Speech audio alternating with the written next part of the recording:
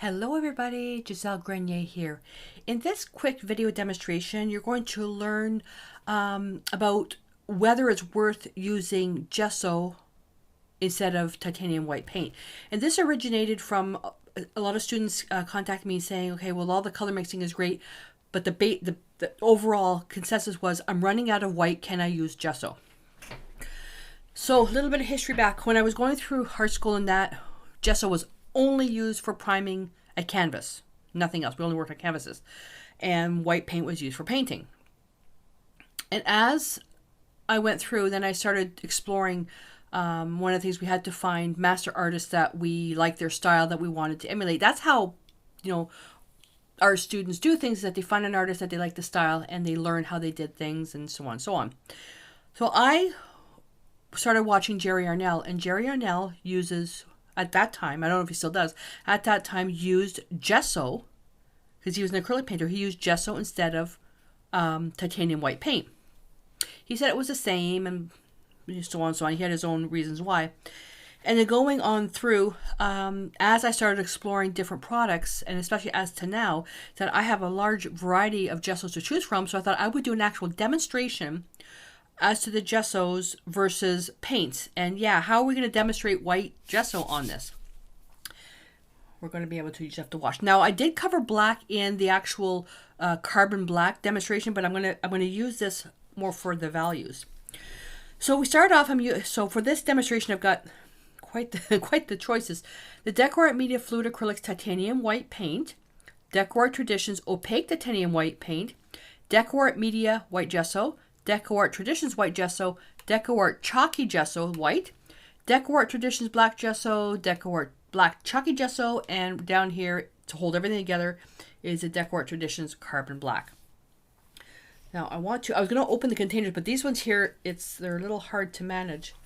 Just to show you, I'm going to tilt this sideways.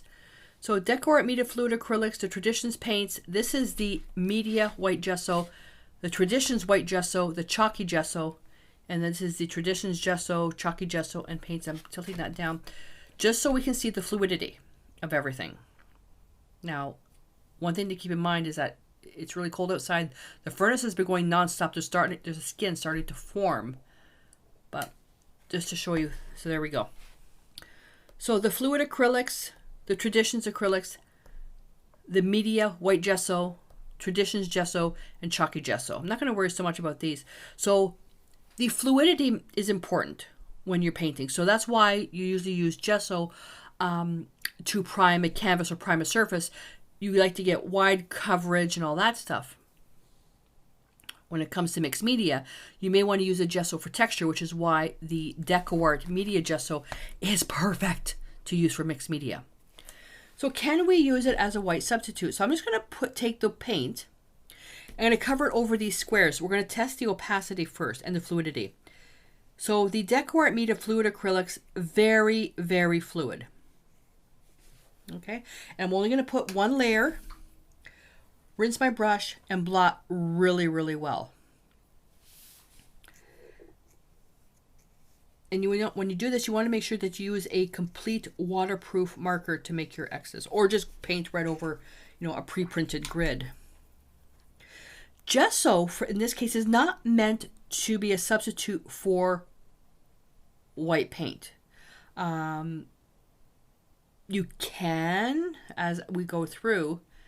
So this is the Decor Media Gesso. I am in love with this one.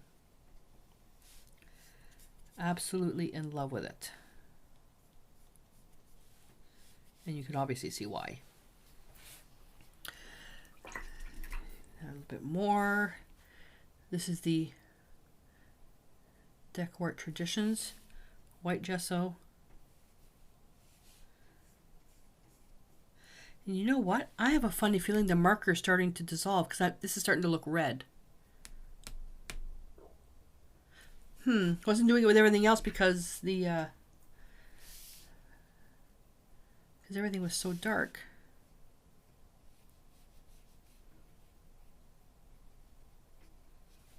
There we go.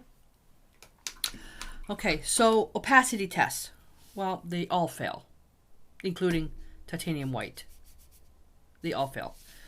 Let's work with the black. The black isn't going to be so much of a difference because it's so dark. So when they fail, when I say fail, they fail being opaque on the first pass. When we're looking for complete coverage, can you get it with acrylic paint? Yeah, you can, but you have to apply 2 layers or apply it very thickly. It's acrylic paint. It's water-based.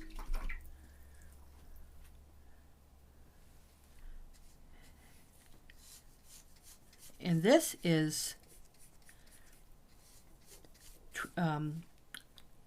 opaque because of how dark it is. Now you probably can't see this. If you can, where's the light? Tilt it toward the light. Yeah, you probably, you might be able to see it there. I can see the X from this one. The chalky gesso. So we're gonna let that dry because we need to see the finish. When we look at values, we'll use the paint to paint. So I'm going to use the Traditions. Let's see, 1, 2, 3, 4, 1, 2, 3, 4.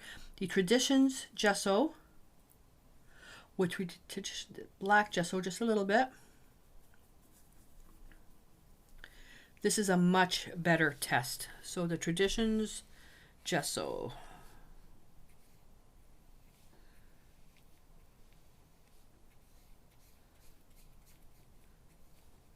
Okay. Where does it lean on the color wheel? That's a question you need to ask. Then we're going to take the chalky gesso with the chalky black, which is this one here.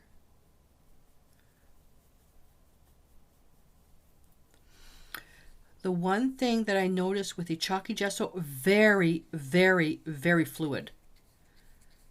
Extremely fluid. Let me just do that again. I wiped out my brush just to make sure. Yeah, it's a very fluid paint. Very fluid. Okay. And, oh, you know what's missing? The fluid carbon black. Okay. So now let's do the opaque titanium white with the Traditions white, or black I should say,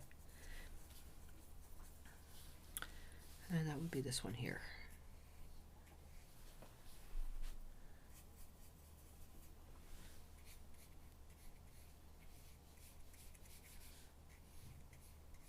We'll be able to see the finish much better. All right, so while those dry, so let's take a look at this. So I'm going to tilt it a little bit. Well, they're not quite dry yet, so I'm going to take my glasses off because I really need to see this close. So with the black, these two are opaque. And then asking what the finish is. The chalky gesso has a nice soft velvety finish. The Decor Traditions gesso has a nice, not as textured as this, but it does have a nice finish to it. And the carbon black has a little bit of a gritty finish.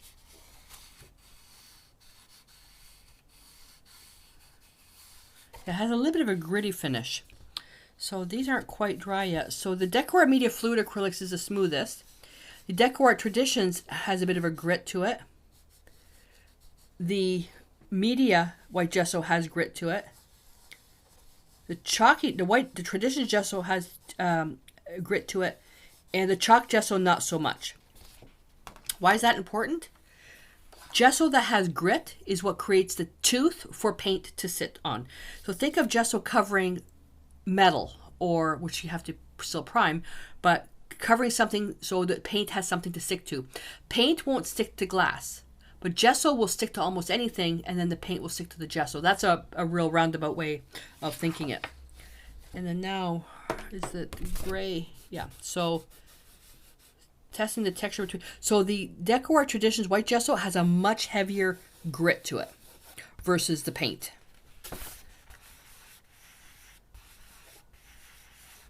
And that's the Chalk Gesso. So the Decor Traditions, the Chalky Gesso doesn't seem to have as much tooth as the Traditions Gesso. It's smoother, but has a velvety finish, which may be why it's called chalky gesso. What have we learned? Well,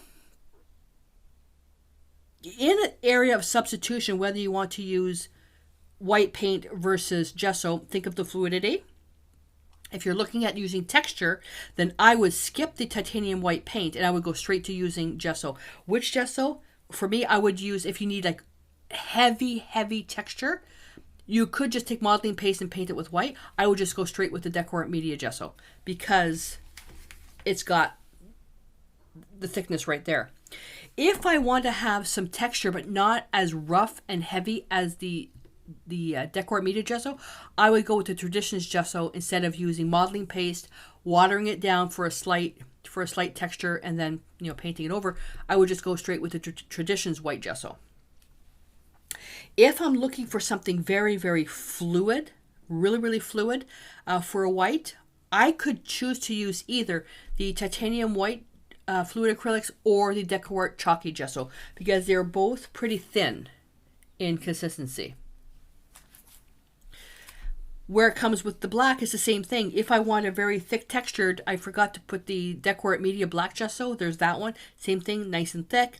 If you want something very fluid, you could go with the chalky gesso or the fluid acrylics. And if you want something where the texture is a little bit softer, just go with the black gesso. Can you use gesso instead of titanium white? Yes, you can. Simple as that. Yes, you can. If you were entering something into a contest or a type of show, a fine art show, and let's say your piece was going to go into, had to be judged on museum quality, you would have to ask the judges because typically you wouldn't use gesso as a substitute for titanium white. There's different properties in it. Gesso is primarily a glue, but we're not putting stuff into a museum that we're going to look at in 500 years. Okay, use what you have. And if you find that, and I'm just throwing a number out because I don't know how much it costs for paint where you are. If you have to buy a tube of paint and you're paying, let's say $7 for it, or you can get a thing of gesso that's going to cost you, let's say $15 for something this size. If you're learning, use the gesso. It's more economical. I would rather you use what you have that's economical to try to get the job done. At least you're painting and doing something.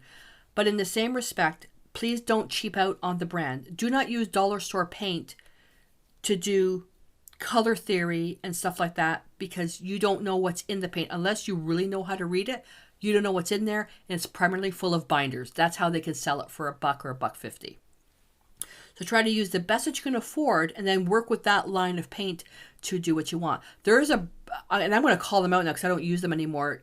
Curry's downtown Hamilton had their own line of gesso. It had, at that time, it was the worst gesso in the entire world. I had never seen, it was like water with a little bit of white paint added to it. I could not believe how disgusting it was. And when I made a complaint, they said, oh, well, you should have returned it within the return policy.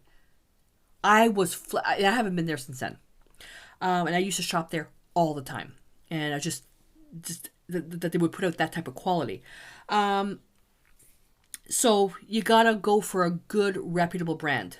So when you're looking at house brands, like the actual art store brands, somebody makes it for them. So you have to wonder that. But, see if you can get a small thing to test it first. I stick with the Decor Art brand because they're a good brand. I've never, other than the manufacturing of these tubes, other than the manufacturing of these tubes and that they discontinued transparent red iron oxide, those are my only two disappointments with Decor Art in the gazillion years that I've been using them. So, yes, you can use gesso. Make sure it's a good quality. Make sure you've done your color charts to learn how to read color. That way you know if you're going to use black gesso, where does it sit on the color wheel? And then there you go. So this is now, so I did my talking to buy time. So now that this is dried, let's take another layer. We'll just do this half. And we'll just rinse. I'm going to rinse out the brush every single time. This is the opaque titanium white.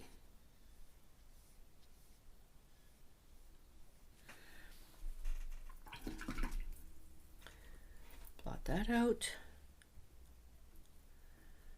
This is super, I love, this is a bit thick, a little bit thick. This was accidentally left on the table that's next to the heat vent. So don't do that. Keep your paints away from heat vents, heat sources.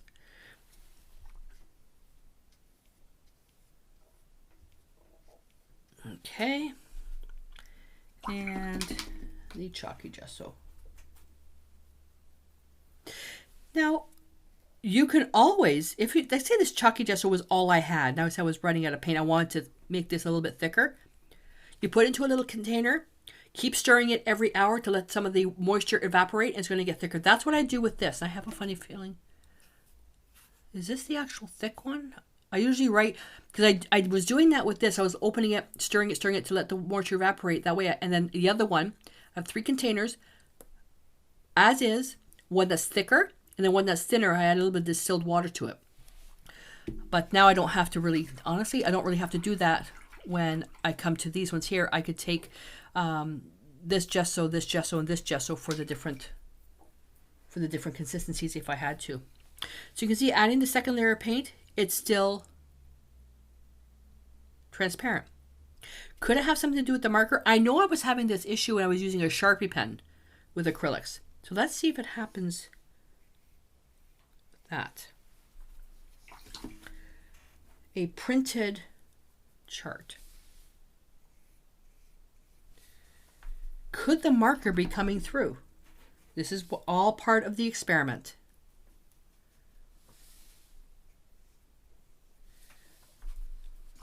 Did I have too much water in my brush?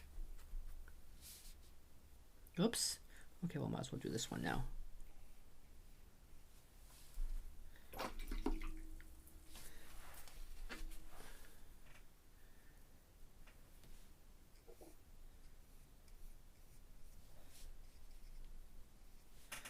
Okay. So we'll have to see what that looks like. And as it's drying, I can see that there's still a little bit more transparent. The Decor Media Gesso, not as much. So whether it's opaque on its own is one thing, but when it comes to mixing it with something else, that's where the opacity comes in. So whether you should use gesso or white paint is really going to be up to you, depending on what you have. For me, for many of the color mixing lessons I've done, I have used gesso as an alternative to the white paint. It's cheaper and it's just as good. Just keep in mind, if you're taking a fluid paint, if you're mixing a fluid paint, make sure you use a fluid gesso. If you're mixing a soft acrylic, make sure you use a soft gesso. If you're using a thick textured paint, make sure you use a thick textured gesso. It'll be intentional if you're going to use something different. Meaning, if I'm going to use a thick gesso, but it's a little too thick and I don't want to thin it down with water, then you can go to a fluid gesso if you want to create a gray, or use a fluid paint to thin it down a bit. Does that make sense? So let's say I'm using this black chalky gesso, which is really soft. It's too soft. I'm not going to get any texture with that. I could turn around and take the Decor Media gesso.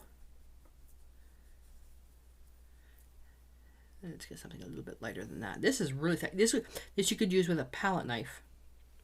And then I can, the square is soft, but I could retain the brush strokes with this. Whereas I couldn't retain the brush strokes if I just stuck with the black and white chalky gesso, because it's so soft.